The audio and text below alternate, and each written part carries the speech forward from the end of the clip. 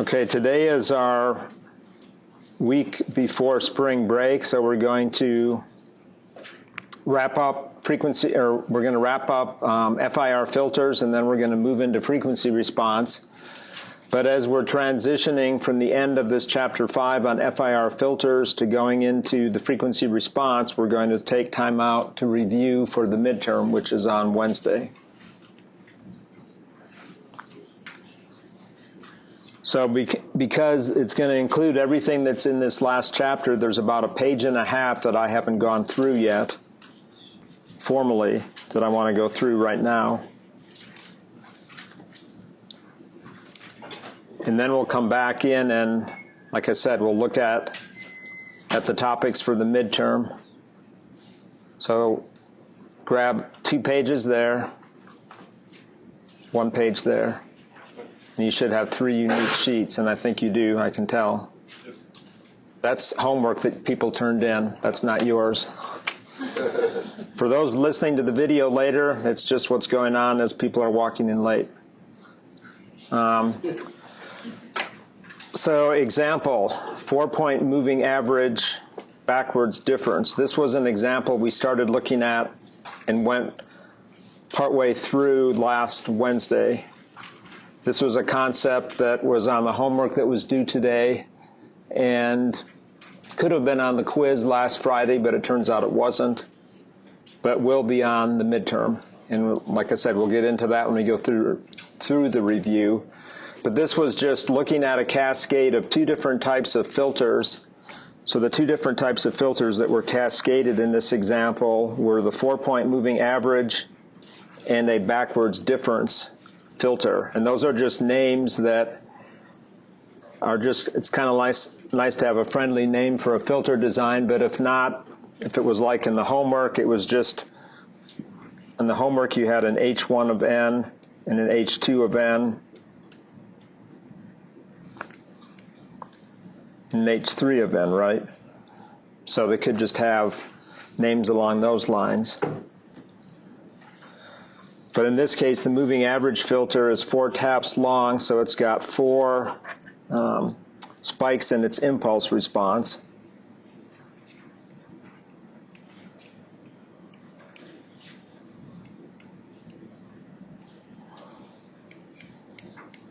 And if it's a moving average, then we have to make the coefficients each be 1/4 so that the sum of them is 1, so it's truly averaging.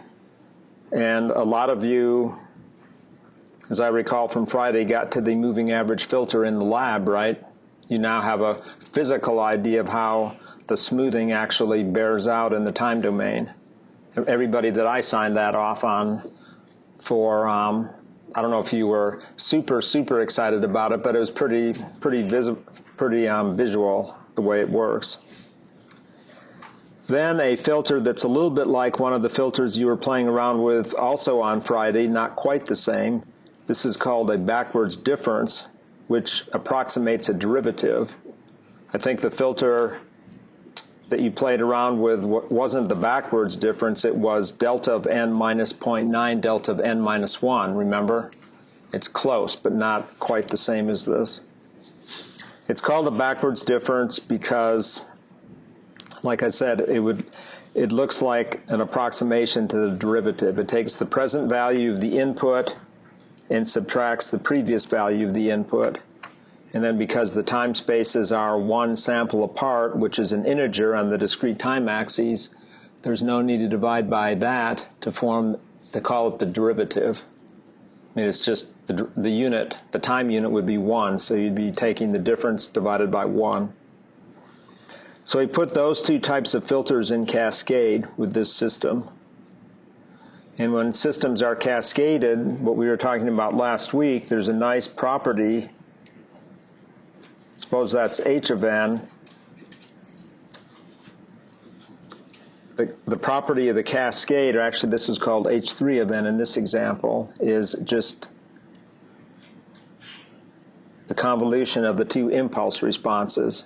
And as the notes on the page or so before this tell you that we can get at that, because if we choose to put this guy in, what appears at W of n if you drive a delta n at the input? What's the characteristic of the impulse driving the input of a system? What does it produce at the output? By definition. Pardon me?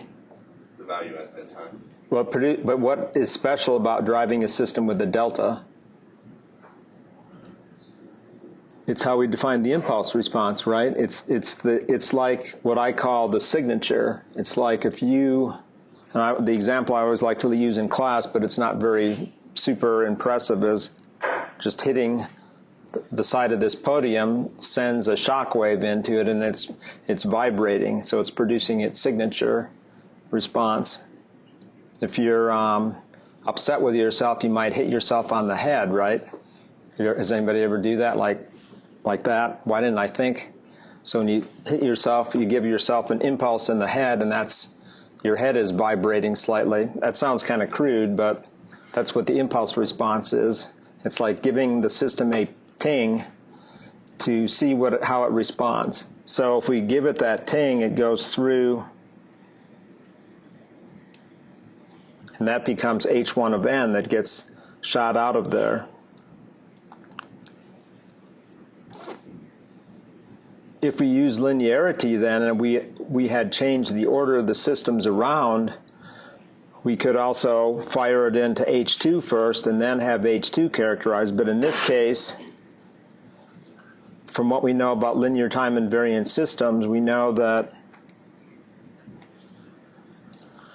when H1 now goes in, the signal H1 of n is actually the input into this system. What's going to come out at the output? The output y of n is going to be equal to what? H1 of n convolved with H2 of n, because that's what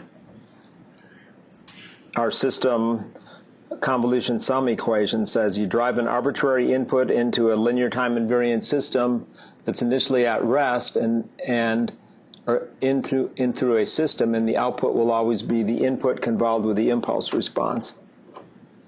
So this now tells us that if we drive the input in as delta of n, the output is h1 of n convolved with h2 of n. So that's the cascading formula.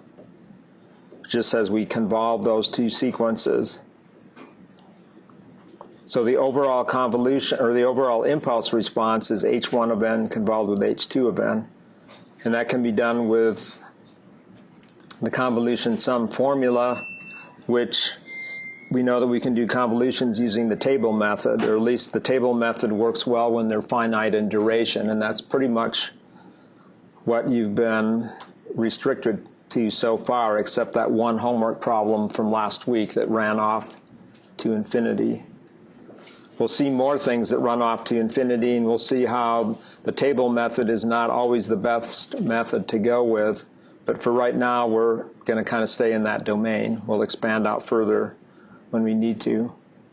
So to do the convolution now, in this case of these two functions, and this is kind of the formalism that I'd recommend you use on the midterm, and when you've done the quiz, I guess, too.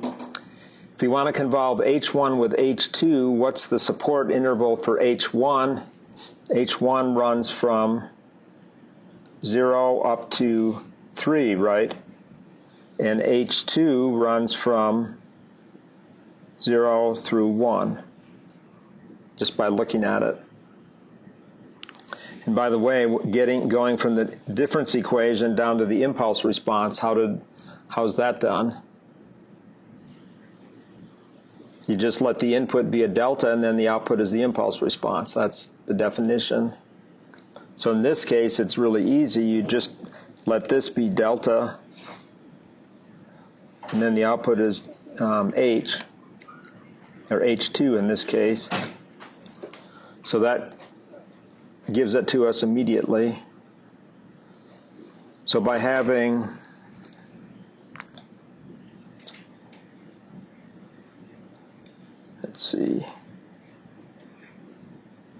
having those two be the support intervals for the H1 and the H2, that then tells us that the support interval for the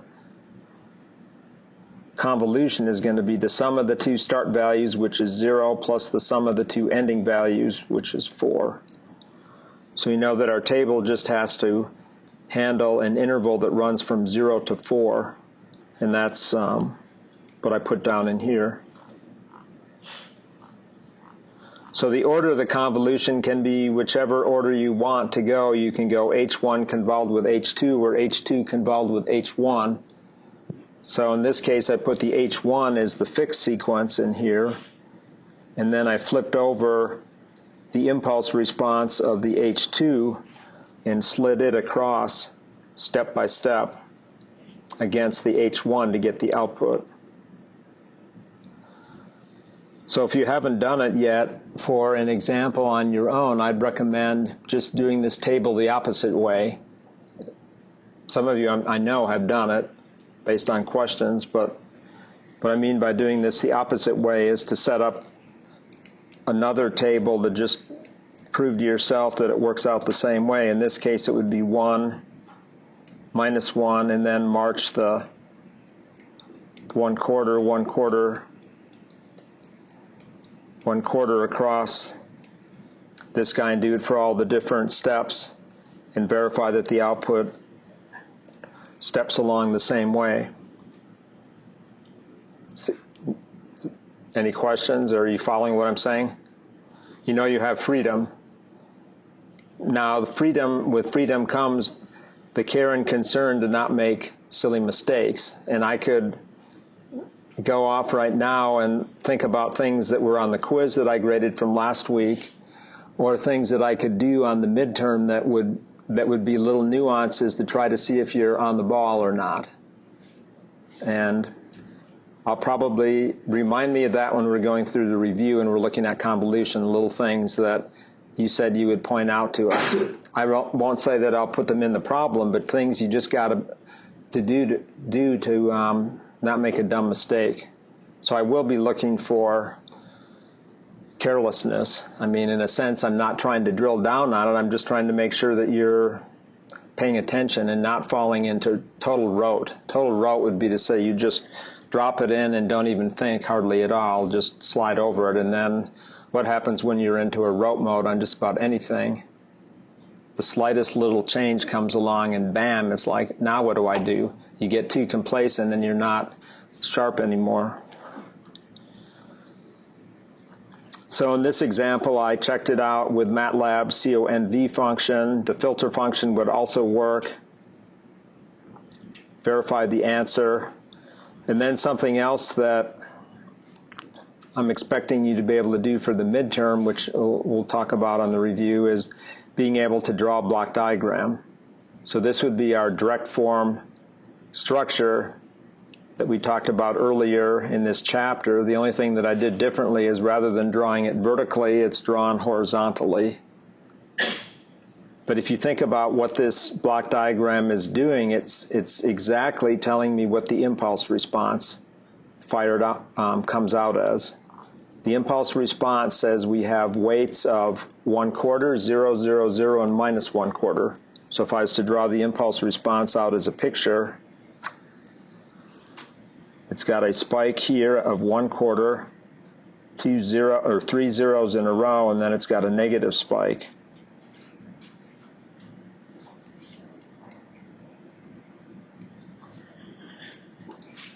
In a way, this looks a little bit like one of the problems from the lab on Friday, right? A waveform convolved through, and it got an initial ping, a bunch of zeros, and then a ping at the end. This is quite similar, not identical, but similar. So when you see that kind of an impulse response, and that's called H3 here, you can immediately visualize, or at least that's my argument, you can immediately visualize how that difference equation is constructed. First off, if we have that as the impulse response, we ought to be able to go down here and immediately be able to write the difference equation out. If that's the impulse response, in other words, the response or the output produced when the input is delta of n, what does that tell us about the difference equation? We should be able to unravel that, because we could go from difference equation to impulse response, so we should be able to go backwards, is what I'm saying. We should be able to say, okay, if putting a delta n at n is equal to 0 means we get a spike at 1/4, and then at 1 sample delay we get nothing, nothing, nothing, and then another spike at -1/4. Being that we're considering just an FIR system, that would say that we have to have a 1/4 x of n, right? Because that's how we're going to be able to put a delta n at n is equal to 0 will come out as a 1/4, and that's what the 1/4 x of n will produce. And then what should the last term be?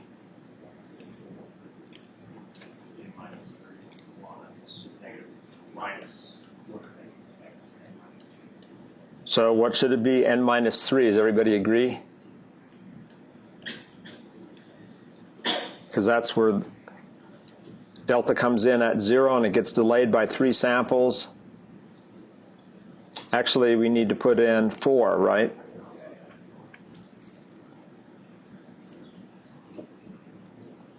Comes out with a gain of -1/4. And once we have the difference equation, then the difference equation immediately tells us how to get the block diagram. Because the block diagram just is a implementation in a schematic form of what the difference equation is doing in a math form. Remember, the block diagram is there to help us understand a particular topology and a particular implementation in hardware or firmware. So we have the 1/4 delay, or the 1/4 times the input. So this 1/4 right here is that multiplier, right, times x of n, because x of n just flows straight to the output. And then we don't tap off at 1 delay, 2 delay, or 3 delays, because nothing is happening there. But we do tap off at 4 sample delay, and that's the -1/4 is right here. So suppose that there was another tap in the middle of this filter, just as an add-on. Suppose I added a 1/2 in there. How would I modify the block diagram? Be another multiplier right after the second unit delay. Okay, that's what Jeff says. He answers almost all the questions, so somebody else needs to tell me if they think that's right or have a different idea. Suppose the impulse response now was 1/4, 0, 1/2, 0, -1/4. How should I modify the block diagram? And I guess I can modify this guy too. I'd have a plus 1/2 x of n minus 2 in the impulse response in that case.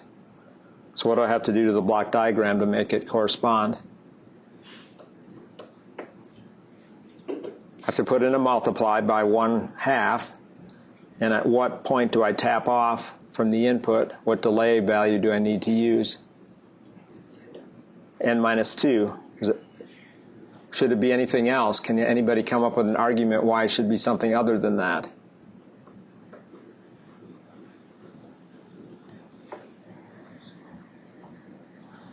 So I need to tap down here. Then I would need to put a summer on here.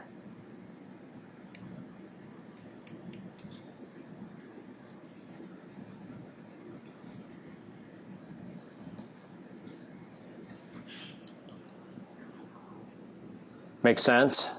Or is it too abstract? These FIR filters are actually pretty straightforward. When we get further on down to the IIR filters, it's going to be a little bit more complicated.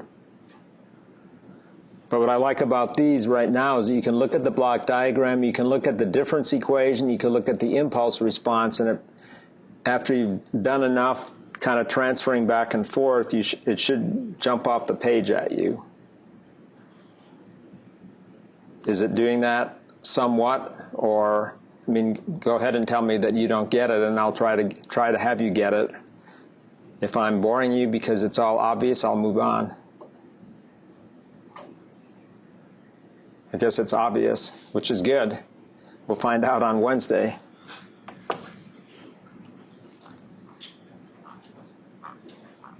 Okay, the last little example in here was taking just the moving average filter from the previous example, so a four-tap moving average, and just motivating what goes on in the next chapter.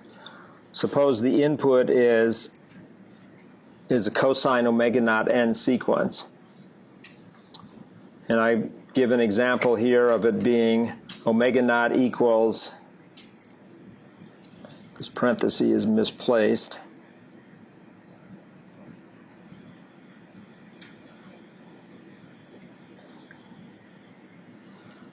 should just say pi over 8, or 16 samples per cycle is the input. And then I run that through the filter using MATLAB's filter function right here, and the sinusoid comes out. There's a little bit of what we call a transient in the very beginning, and that gets studied in the next chapter, but the sinusoid is then coming out of the filter. I then also put the sinusoid at pi over 2 and feed that through the filter function.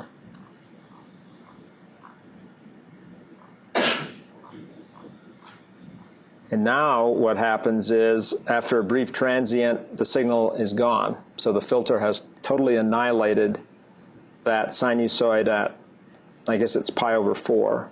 Yeah, it's 2 pi over, pi over 4. What did I have on the previous page? Yeah, pi over, what did I do? I had pi over 2. It must be pi over 2. I've got a typo in here.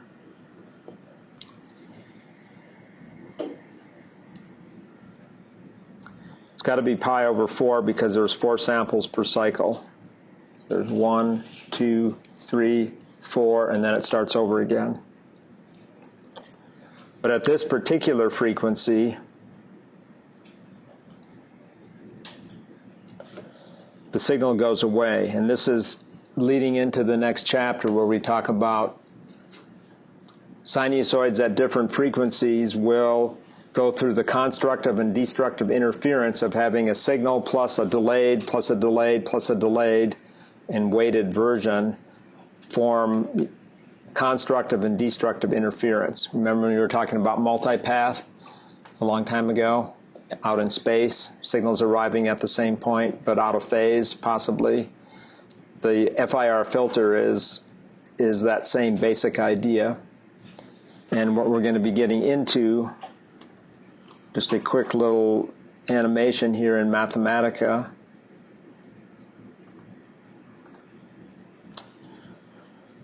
This is a 6-tap moving average filter, so it has 6 taps in it, each of 1/6.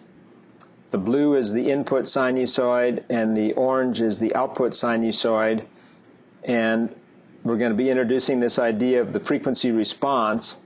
So this axis down below here is frequency omega hat divided by 2 pi in this case. So the 0.5 corresponds to pi.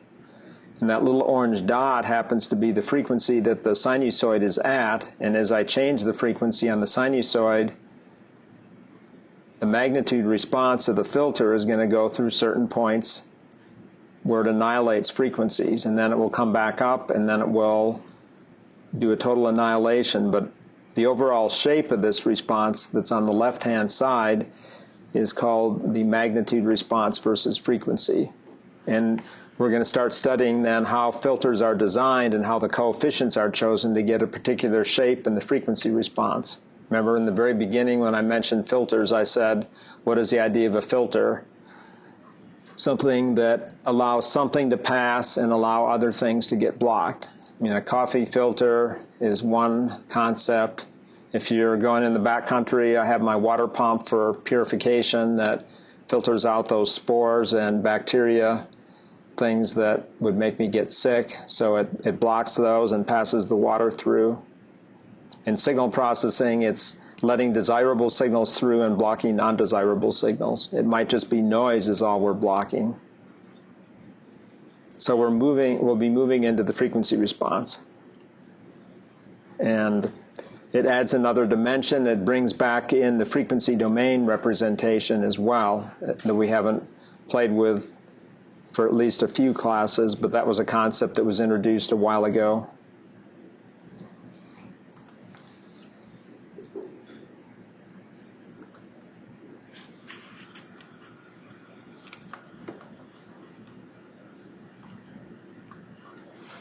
So assuming you've got this sheet of paper, you might want to scribble some notes down on this review sheet as to what we're going to go through.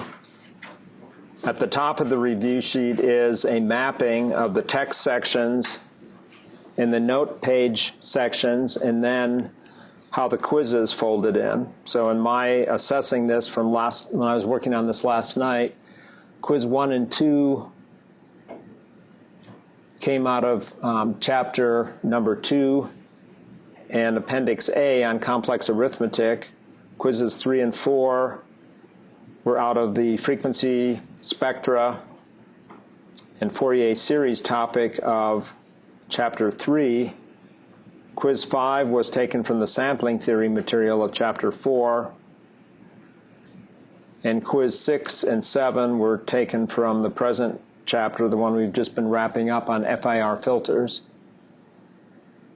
Obviously, these quizzes don't cover everything that homework problems have covered, nor every concept that is of interest to me. So just studying the quizzes is not the only thing you have to study to be successful. So I'm going to go through now some of the points that I'm interested in out of the chapters.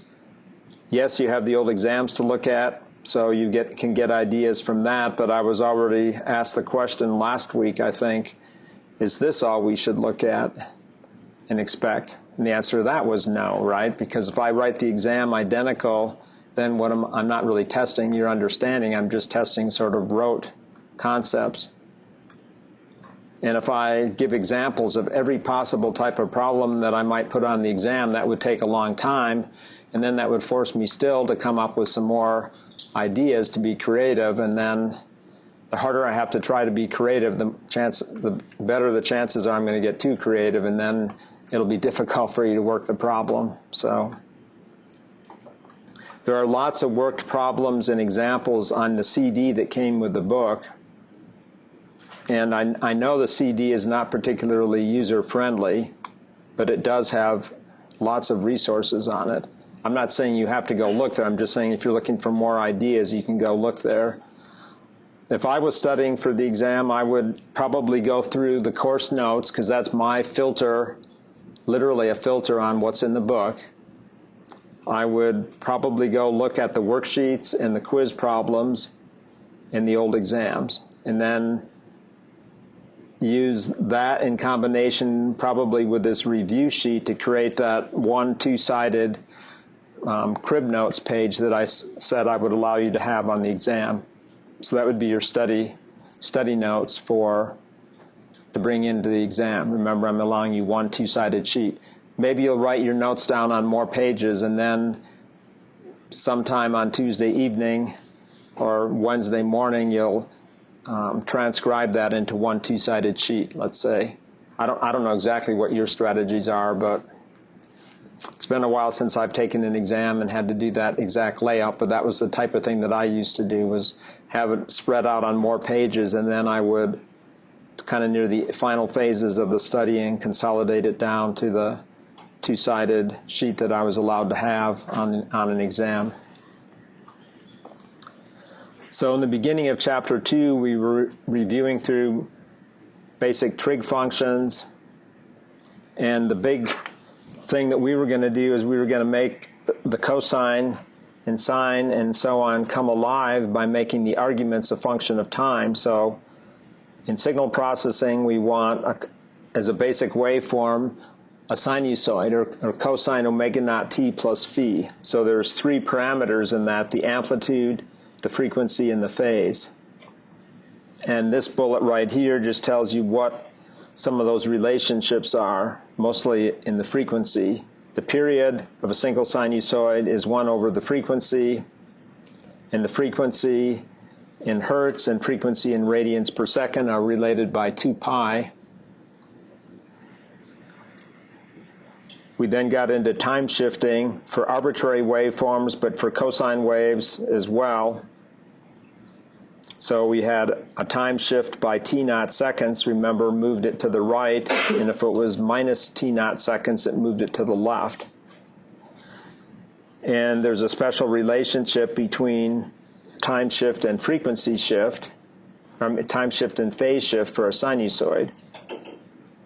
And if you're fuzzy on what I'm talking about, I'll just jot a quick note down on that. If we time shift a sinusoid,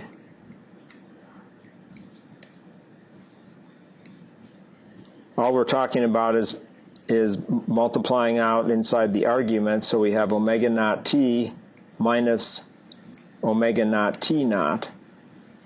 So from that, we had that phi then would be equal to minus omega naught t naught.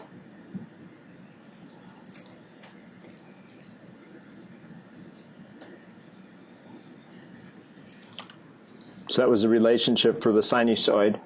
But remember, what's sort of an annoying factor about phi? Does anybody remember what's an annoyance when you're getting the phase shift from the time shift? What's cosine's a mod 2 pi function, right? So you have to be on the lookout for the mod 2 pi behavior. In other words, phi can only represent the angle unless it's what's called an unwrapped angle, but we were always talking about a modulo 2 pi angle. So we can't really get the time delay to be an absolute value of time. It can only be within the nearest cycle, because if we delay more than a cycle, then we lose track of how many cycles.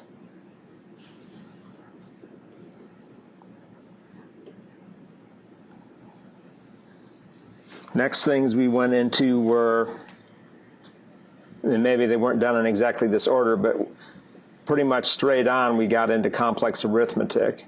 So adding, subtracting, typically done in rectangular form. And then we did multiplying and dividing, typically done in polar form. And the use of Euler's formulas and Euler's inverse formulas kind of came into play all throughout this. Also, just the ability to convert from polar to rectangular and back again come into play.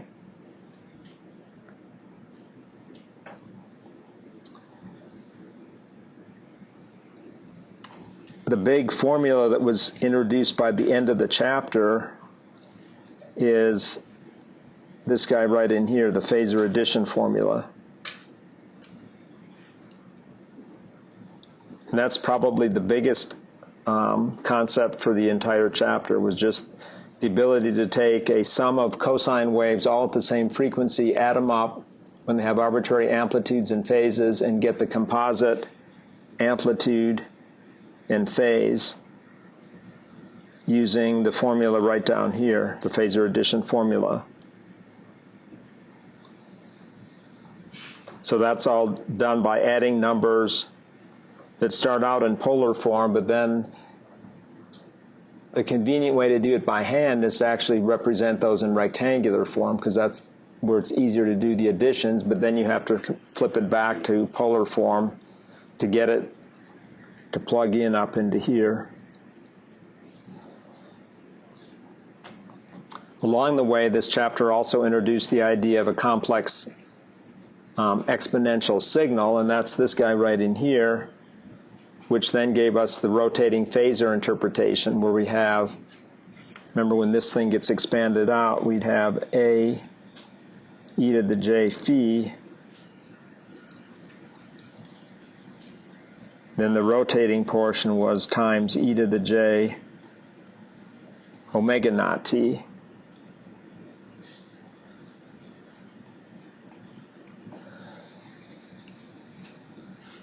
Next semester, when you're in 2205 and you're going to get into circuit analysis, AC steady-state circuit analysis, this will be a key concept. That AE to the J phi is what you use in circuit analysis.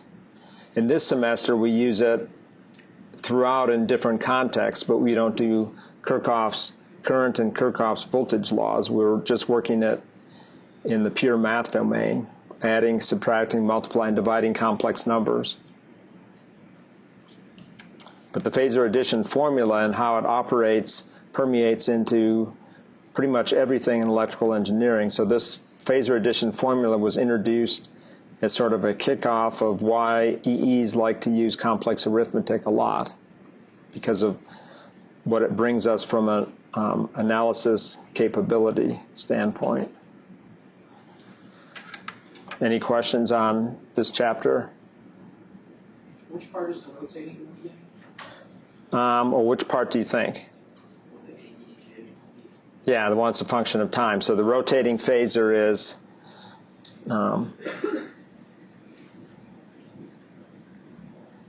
that part right there. So the AE to the J phi is like a fixed angle. So if we were to plot that off, plot that out,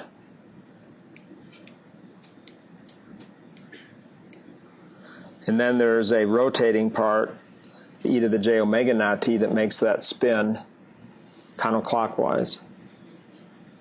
And at t is equal to 0, it has that value e to the j phi, because at t is equal to 0, we have from the other piece the e to the j omega naught t would be e to the j 0, which would be just 1. So it doesn't alter the angle at all, because the angle is 0 and the amplitude is 1. Kevin, you had a question? On the term for that first one that you did, where you just, it says a continuous time step, so almost a signal. Mm-hmm. What's the term called where there's a constant in front of that entire thing? It's like B plus E cosine. That would just be having a DC value. It's called the DC value, if there was a constant. I think his question would be along the lines, if we had y of t could be equal to b plus a cosine omega naught t plus phi.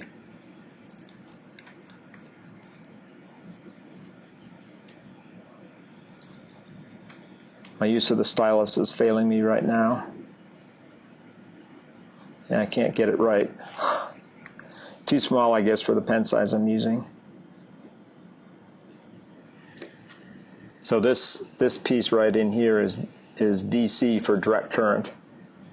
But it's not current in this case, it's just the convention of electrical engineering. That's what DC would stand for, constant value. So all that did when we plotted the waveform, that just put it on a pedestal. It just raised or lowered it by some constant value. Other questions?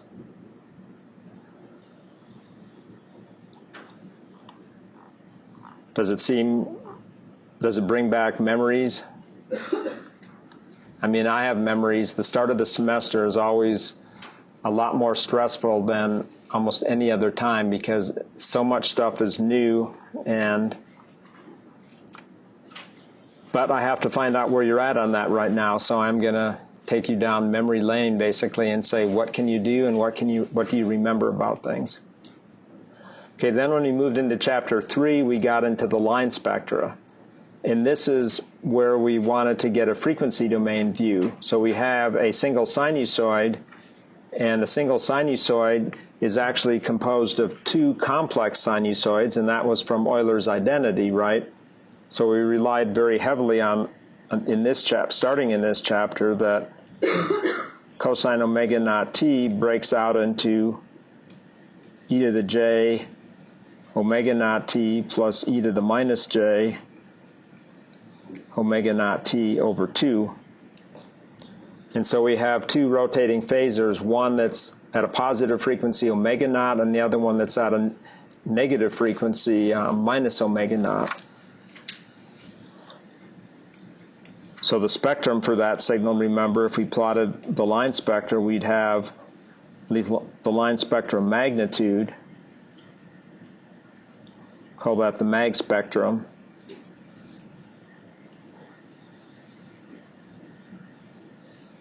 So in this case, we'd get a line, spectral line at 1/2 at omega naught and minus 1/2, and 1/2 at minus omega naught. And there's also a phase spectrum. In this case, the way I've drawn it out, the phase is 0, so the phase spectrum would not be too awfully interesting. If this was the angle spectrum, there'd just be 0 and 0 in there. Then that idea gets extended when we have multiple frequencies present. Each real cosine produces two spectral lines, right? One at the plus frequency and one at the minus frequency. I'm mostly interested in the magnitude spectrum. The angle spectrum, it could pop up on a question, but more than likely it will be the magnitude spectrum, because that's what the spectrum analyzer displays when we're working in the lab. And DC values only show up at one location, and that's DC. There's not an image of DC. In that chapter, we also had beat notes and amplitude modulation, just things we were doing with products of two cosines and other representations. So a trig identity got utilized in there, and it's one that if you don't think you have this in your memory banks, you probably need to have it on your cheat sheet then.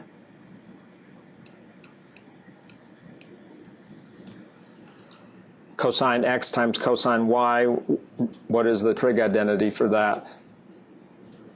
Is 1/2 cosine of x plus y plus 1/2 cosine of x minus y.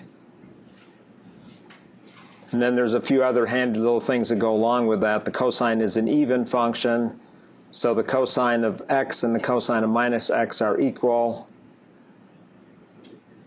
Relationship between cosine and sine. I could go off down little nuances, and that was stuff that started showing up in chapter 2, actually.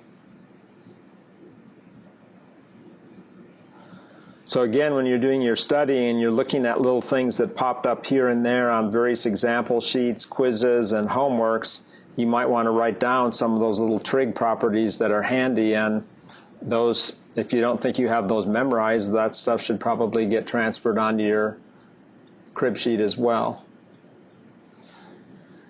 I don't know what your memory is like, and I don't know how you're going to behave under pressure, so you can't have a math handbook on this exam, but you can have this one two-sided sheet.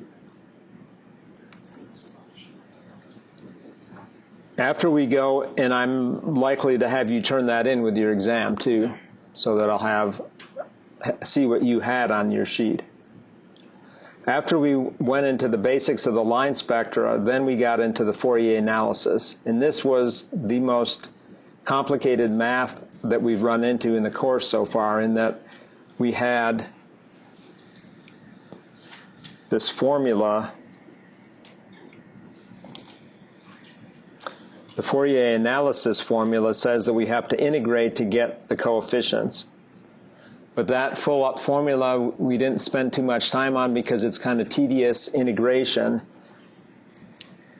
But for the special case of the DC value, in other words, A0, the formula is just 1 over T naught times the integral over a period of the waveform times x of t dt. So that part you are responsible for, the ability to find A0. And remember, when A0 is equal to 0, what does that tell you about the waveform that you're looking at? If the DC value A0 is equal to 0, what's true about the waveform relative to how it sits on the axes? It's, the pedestal that it's on is such that the waveform spends half its time above 0 and half of its time below 0 on average, when you integrate.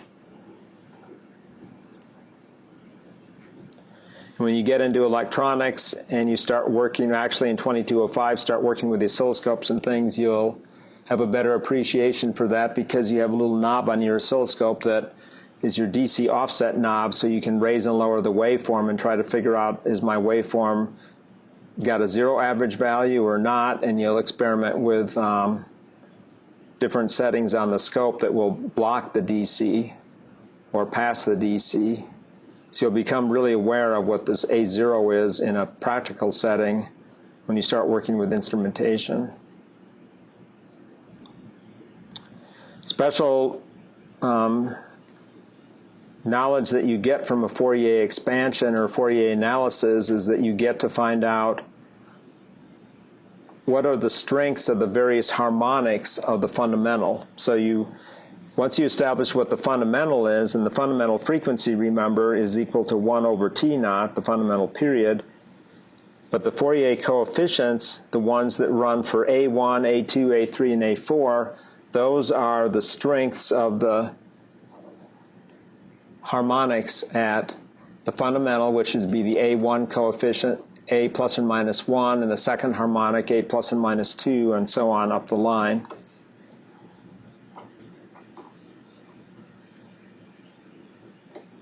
For example, the square wave has what harmonics present? Remember? It has harmonics at the fundamental, and then where's the next harmonic? The odd K then. There's the odd K values. It only has the odd harmonics. So it has 1, 3, 5, 7, and so on. The triangle wave also only had the odd harmonics. But which one converges better in terms of the Fourier synthesis formula? The triangle converges better, and that has to do with how smooth the waveform is to begin with. The Fourier series has a hard time converging at points of discontinuity, and a square wave has jumps in it. The Fourier series only converges in the mean square sense.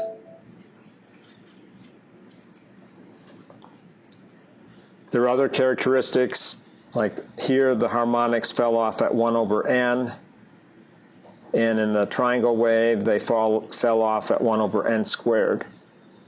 That's not something I really expect you to have memorized, but the significance was if the harmonics fall off faster, then the waveform tends to be smoother looking because it's based more on the fundamental frequency and less on the really high order harmonics, which the high order harmonics is what would be responsible for a waveform having really jagged and wiggly edges, because that's saying that there's sinusoids at very high frequencies present in the waveform.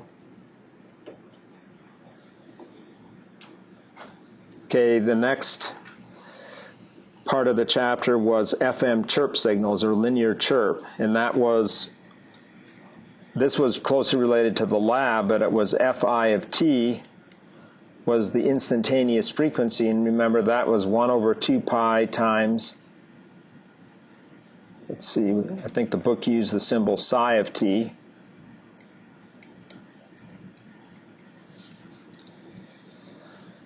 And psi of t came from x of t equaling a cosine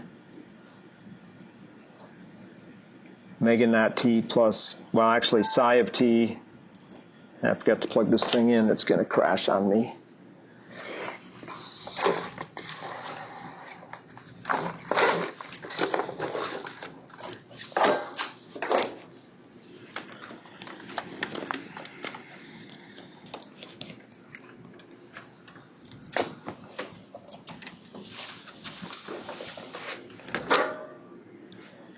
Haven't had that happen for a while, but when they gave me this new old computer, old, that sounds like makes no sense, right? These computers are about ready to get retired at the end of this semester because they're 4 years old. This is the college's spare, is what they call it. I thought maybe it had a battery that was better than mine, which has been used for 4 years, charged and discharged.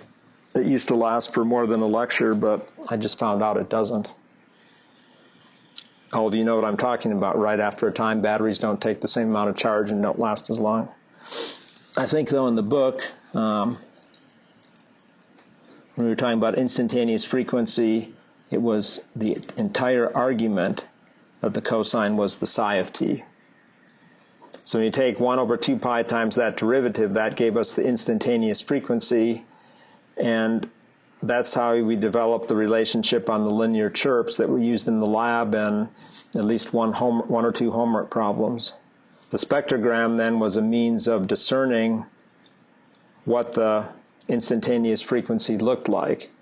And the spectrogram only broke down, and you saw this in the wideband FM lab, that if the instantaneous frequency was changing too rapidly as a function of time, then the spectrogram didn't always reflect properly what the instantaneous frequency was anymore. But in general, for chirps and slowly changing chirps, it worked well. So that basic relationship is something that could be in a problem. I mean, you had it in the lab, you've had it in homework, it could be in an exam problem.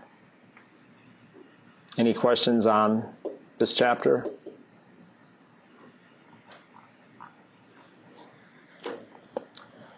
Okay, sampling theory chapter is when we finally got to digital signal processing concepts. We wanted to be able to work in the discrete time domain, which means that rather than working with the signal x of t, we're now going to work with the sequence x of n. So x of n was obtained by sampling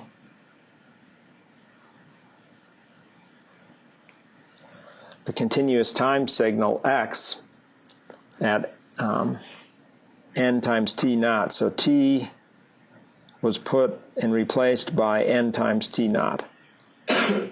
Or I guess ts, whatever the notation is. Ts is the sample spacing. So with that came a new notation that if the continuous time frequency in radians per second was omega naught, then the discrete time frequency was omega naught hat, which was just taking the omega and multiplying it by ts, or equivalently, if we had f naught, this probably should have been an omega naught in here.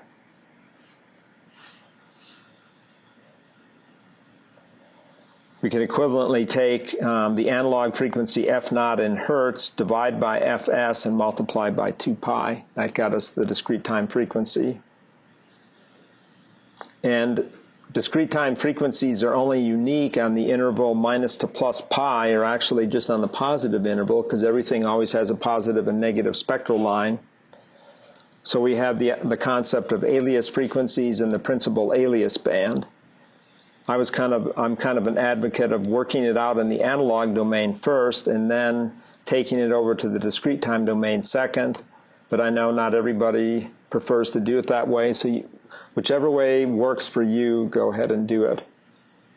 The principal alias region, though, in the discrete time domain runs from formally minus to plus pi, and in the analog domain, analog continuous time frequency axis is minus fs over 2 to plus fs over 2. And remember, fs over 2 is the folding frequency. And that was from the analogy of the folded sheet of paper, the accordion thing. Remember when I first passed that out in lab? That's where that analogy comes from. And your first introduction to aliasing was in the lab when you had a chirp that swept from a high frequency down to a low frequency, and you sampled at 8 kilosamples per second. Remember, it chirped in opposite directions from what you initially thought it would until you came to understand how aliasing works. So this particular quiz was one of the quizzes that gave a fair number of people problems. So take a good hard look at this stuff to make sure you got it, because I'm going to be testing you on this for sure, aliasing, principal aliases, and just be ready for it. Another concept that I think worked into a homework problem but never made it into a quiz is this idea of having a system where we have a discrete to continuous and or continuous to discrete and a discrete to continuous system, where we're actually going to come in the analog domain and come back out in the discrete time domain, and then convert back to the analog domain again. So it was a system that had these blocks in it: continuous to discrete, discrete to continuous. We have some sampling rate in here, fs, and we have some signal that comes in here, x of t. We had x of n, which is also equal to y of n in this case, and this comes back out as y of t.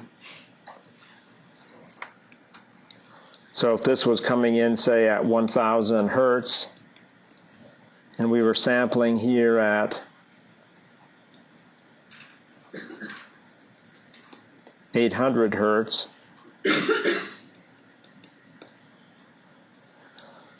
what's the frequency of the sinusoid that comes back out of the system in the discrete time domain, or continuous time domain? Okay, we have an answer of 400. So, yeah, what I encourage is, don't guess. Show your work, that way I can give you partial credit. So I would start by saying, okay, F in the analog domain, what's the folding frequency to get my bearings down? It'll be at 400. Sampling rate's at 800.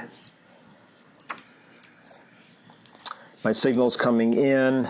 Guess I need to expand this out a little bit. Oops, wrong button.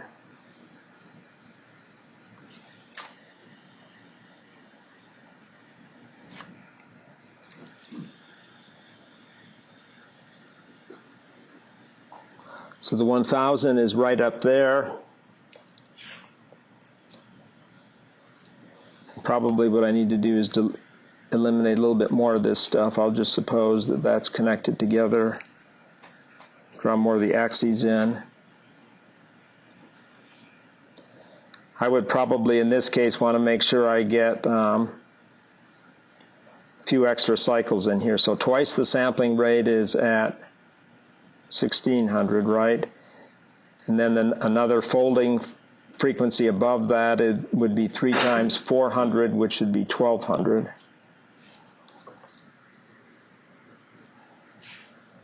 So the 1,000 is going to get its principal alias by relating to the 800.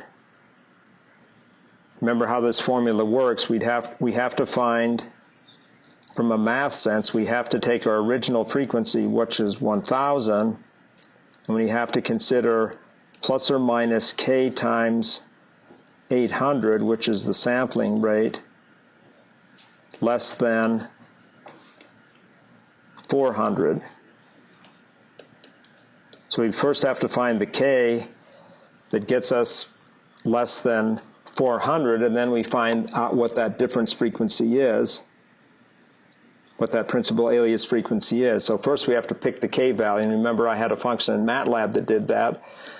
But personally, I don't like the math. The math is precise, but if you draw pictures, you have a visual on it, and seeming in my mind, you can't go wrong if you draw out some pictures. So you draw out that 1,000, and you say, it lies closest, what sampling frequency does it lie closest to that's going to give a difference down in the band 0 to 400? Well, it's surely not 1,600. That's 2 times fs. Right? And it's surely not 0, so it's got to be the 800. It's got to be a multiple of fs. It can't be a multiple of the folding frequency unless it's an even multiple. So it's 200 hertz away from 800, so that tells us that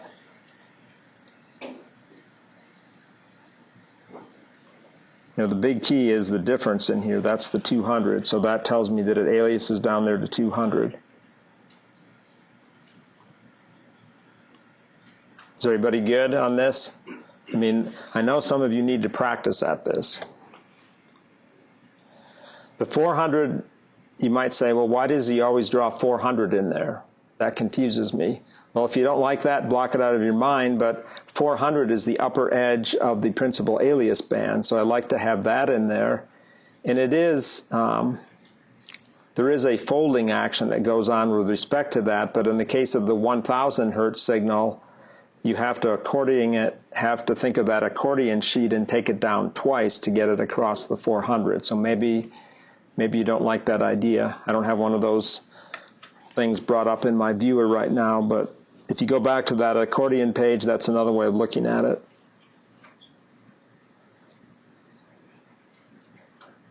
I want to make sure nobody has a question. I'm going really, really slow, and I don't know if that's good or bad, because I don't know what suits your needs. No one's falling asleep yet, which is good. You're paying attention before the midterm, but I never really know, because as you get older in school years, I mean not age-wise, you eventually long-winded exam reviews aren't something that you want to have anymore, believe it or not. It goes with age is what I find out. Graduate students don't want to know much of anything. They just want to know what kind of problems, and that's about it. But I'm wanting to help out where you feel like you're weak. So what would, in synopsis then, 1,000 hertz would go in, so what did we conclude would come out over here? 200. And that's the essence of aliasing, right? The definition of aliasing, remember the dictionary definition? It's no longer what it came in at, it's an imposter, it's an alias. How could we make sure that an input signal would come out at the same value that it went in at? What would we have to do? What do we have to constrain ourselves to? If this was F in, what do we have to make sure we constrain F in to make sure that it comes out at that same frequency? Double the highest input frequency. The sampling rate does. That's the sampling theory, and he's correct. So if we spin the sampling theorem around, the sampling theorem that F says that Fs has to be greater than 2 times F max at the input. But if we turn that around and Fs has already been set for us, then what do we have for an equation? If you just spin that around, it says that F max has to be less than Fs over 2, right? So in this case, that goes back to our folding frequency and says that we have to be less than 400 hertz. And what's wrong with putting in exactly at 400 hertz? Remember that little demo that I gave? What can happen if I put it in exactly at 400 hertz? 400 hertz implies how many samples per cycle? If we're sampling at 800 samples per second and we put in something at 400 cycles per second, how many samples do we get off of each period of the waveform? 2. And what's bad about 2 samples per cycle? They could be at the zero crossings, in which case we're totally hosed on that. We get nothing. So as long as it's slightly less, it works. The sampling theorem works. And all of us know the sampling theorem works because we listen to music in a digital format and we listen to speech and we say, it sounds pretty good. It sounds about like what I think it should sound like, so it must be working. Okay, the last chapter, and we're running out of time now according to my watch, FIR filter. So now we're totally entrenched into the discrete time domain, and now we're wanting to have, in this figure up here,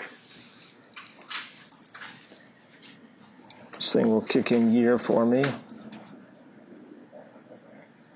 We basically put a box now in our system that corresponds to a digital filter. So a signal comes in, maybe gets converted to a sequence, and now we're going to have a sequence driving a filter, which in this case was the FIR filter. And it produces some output, Y of n.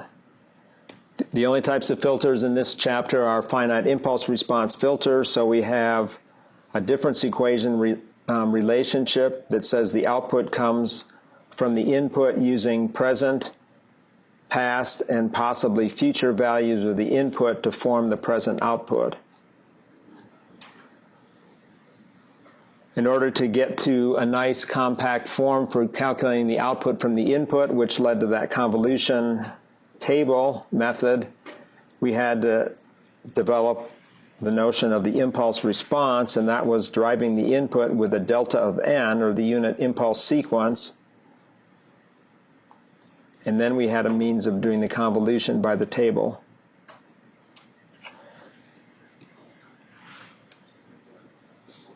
Everybody did really well on this in the quiz except for careless errors. So I'm out to find out if everybody can do this without careless errors.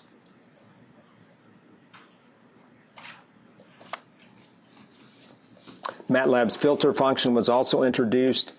You won't have MATLAB on the exam, but it's possible I could set a problem up to say that, okay, MATLAB is set up in this way. What happens, mathematically, what's happening if I set it up this way? It's not a high likelihood, but there is a remote chance I might use that just because it might make it easy for me to set the problem up. It still will be a hand-type convolution calculation. We also went into block diagrams, and we were doing that in the example that I finished up with earlier in Chapter 5. So I expect you to understand the basic FIR filter block diagram. The basic elements of the block diagram are the multiplier, the adder, and the unit delay blocks. And it basically just implements the difference equation. And what does that difference equation always look like? It's always of this form, y of n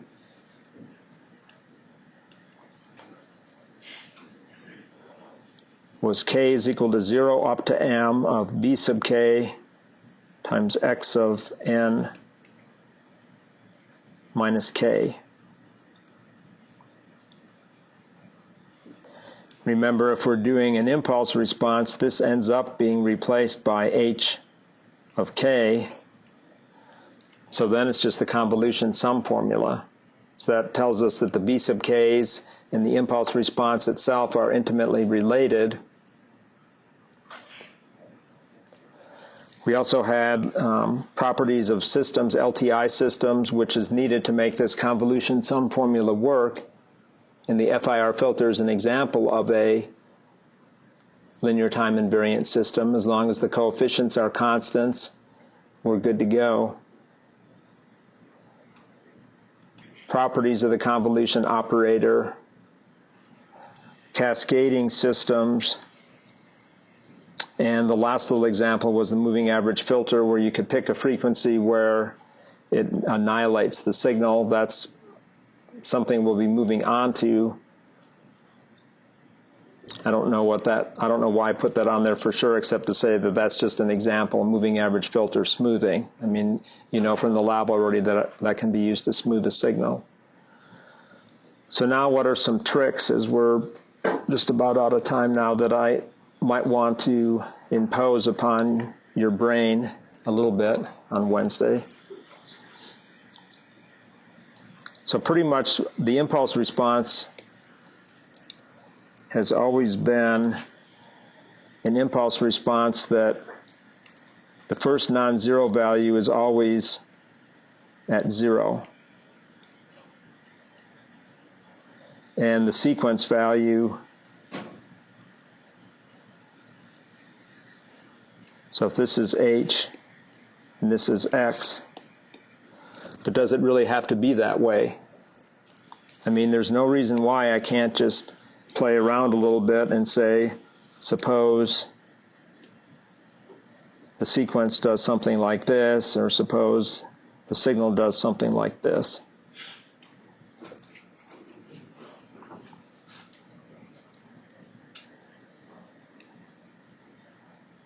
Suppose the first non-zero value there is -1, and the first non-zero here is -5.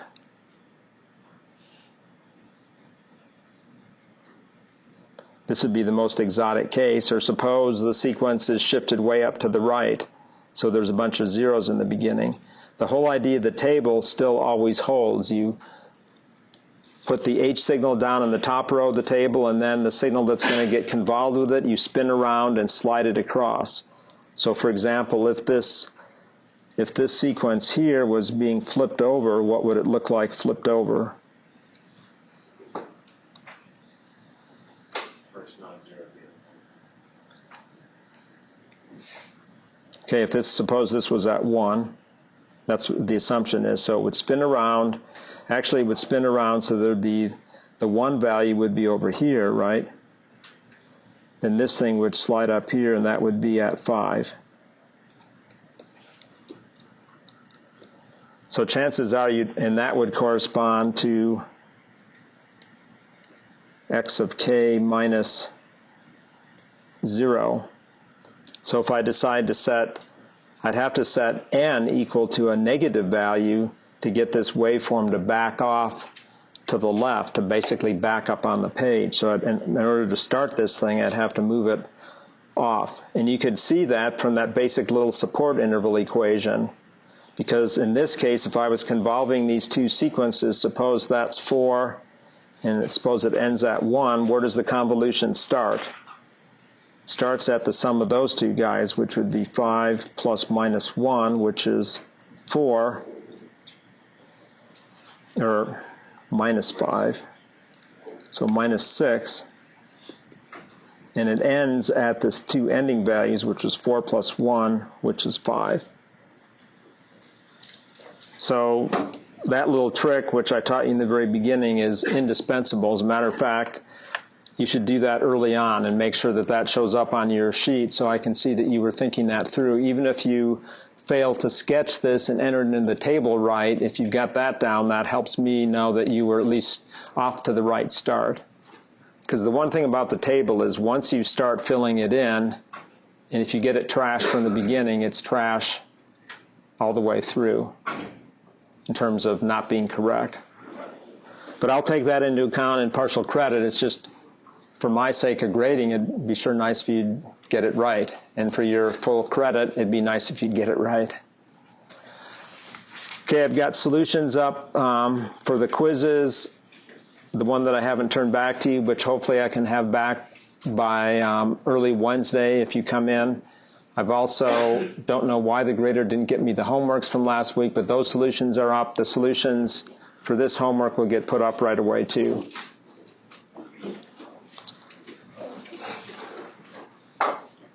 We'll see you on Wednesday.